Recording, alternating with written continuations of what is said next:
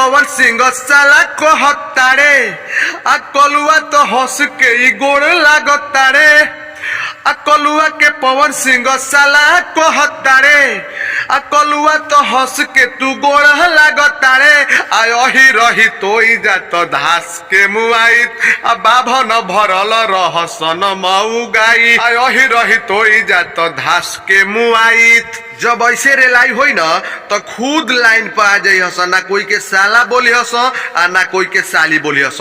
और कैसे रेलाई कइल जाओ फिर सुन जा कि पवन सिंह के दीदी आके कइल जाओ रेलाई अब बाभन के हाथ में उजहिया चली जाई। अब पवन सिंह के दीदी आके कइल जाओ रेलाई अब बाभन के हाथ में उजहिया चली जाई। आ वही दिन बाबा नाई करी खूब पेलाई आ पवन सिंह के दीदी आई जाई गभिनाई आ वही दिन बाबा नाई करी रेलाई आ पवन सिंह के दीदी आई जाई गभनाई। हाँ भाई ऐसा ही रेलाई होई न तब जाके जरूर सुधर पाई, न तो ऐसे ना सुधरी। साला तो बोलल एकदम ओकर छूट जाई। देखा जा आगे वाला वीडियो। और गलती रे पवनवा तोर गलती तोरा दीदिया के दबौले रहे बाभन घनटी तोरा दीदिया के दबौले रहे बाभन घनटी।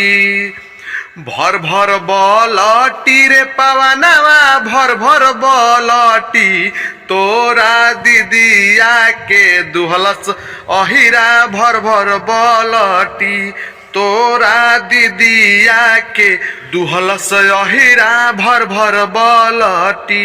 पीले बलटी रे पवनवा पीले बलटी तोरा दीदिया के दूध तू पीले बलटी। मामा बनबे रे पवन सिंह मामा बनबे अहिर बाभन के लरजर से मामा बनबे कि मामा बनबे रे पवनवा मामा बनबे अहिर बाभन के लरजर से मामा बनबे। जल्दी बनबे रे पवनवा जल्दी बनबे अब तो बाभन के कबो नाही साला कहबे अब तो बाभन के कबो नाही साला कहबे। अगर हमारा वीडियो अच्छा लगे तो हमारा चैनल को शेयर सब्सक्राइब लाइक कमेंट जरूर करें।